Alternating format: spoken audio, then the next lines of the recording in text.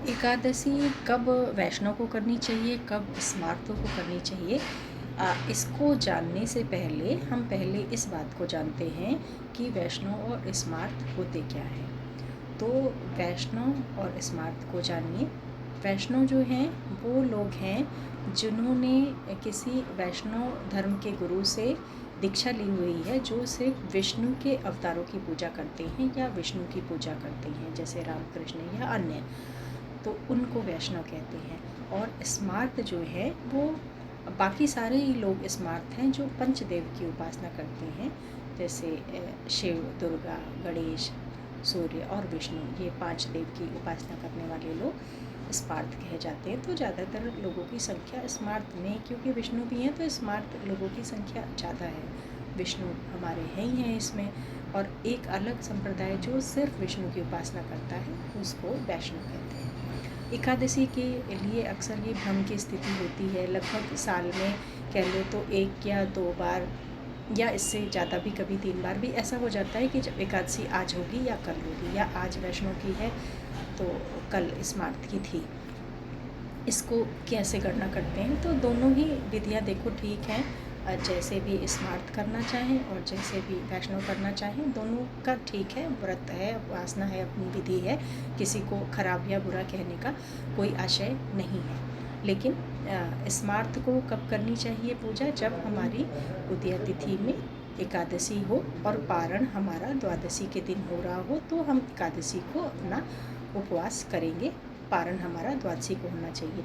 अगर किसी कारणवश तिथि का क्षय हो रहा है द्वादशी तिथि का, तो हमारा पारण फिर त्रयोदशी में हो जाएगा, तब हम नहीं करेंगे, तब हम दसवीं को ही व्रत रख लेंगे, ताकि हमारा पारण हर हाल में द्वादशी को ही हो।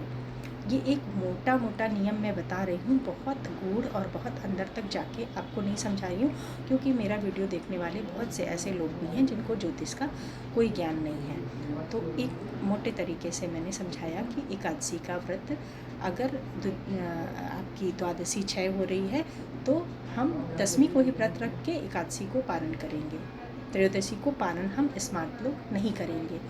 वहीं जो वैष्णव लोग हैं उनका ये मानना है कि सूर्योदय से पहले लगभग 90 मिनट ये तिथि हमारी एकादशी होनी चाहिए, उस दिन वो एकादशी का व्रत करेंगे।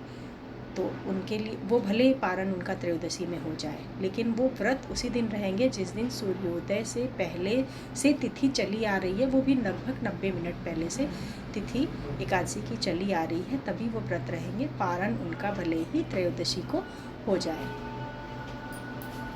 पारण उनका भले। तो इस तरीके से आपको अच्छे से समझ में आ गया होगा कि क्या अंतर है स्मार्त और वैष्णव का, और क्या अंतर है एकादशी का। बहुत छोटे और बहुत आसान तरीके से हमने आपको बताया कि जो वैष्णव हैं वो सूर्योदय से पहले से जो एकादशी तिथि चलती आ रही है और उसी दिन व्रत रहेंगे, चाहे उनका पारण जो है वो त्रयोदशी को ही क्यों ना हो, लेकिन तिथि उनकी 90 मिनट पहले से, सूर्योदय के पहले से आनी चाहिए एकादशी, तो उस दिन वाले को वो व्रत रखेंगे। कभी कभी ऐसा होता है, 2-4 बार ऐसा हो जाता है, 2 या 3 बार होता होगा साल में। और वैष्णव जो हमारे स्मार्त लोग हैं वो उदया तिथि वाले व्रत को ही रखेंगे, लेकिन पारण उनका द्वादशी को ही होना चाहिए। अगर तिथि क्षय वगैरह हो रही है, त्रयोदशी को पारण हो रहा है, तो फिर वो दसवीं को ही व्रत रखेंगे, ताकि उनका पारण द्वादशी को ही हो। बहुत सीधा सिंपल सा फंडा है, लेकिन दोनों ही सही है ना। ऐसा नहीं कह सकते कि वैष्णव ज़्यादा अच्छे हैं और स्मार्त कम अच्छे हैं, वैष्णव ज़्यादा अच्छे हैं और स्मार्त कम अच्छे हैं, ऐसा हम नहीं कह सकते। दोनों का अपना अलग अलग नियम है, दोनों अपने हिसाब से व्रत को करते हैं। तो मुझे लगता है कि आप लोगों की दुविधा दूर हुई होगी, समाधान हुआ होगा। बहुत आसान शब्दों में हमने बताया, आपको समझाने का प्रयास किया। इसके साथ ही नए वीडियो के साथ प्रस्तुत होंगे। नमस्कार।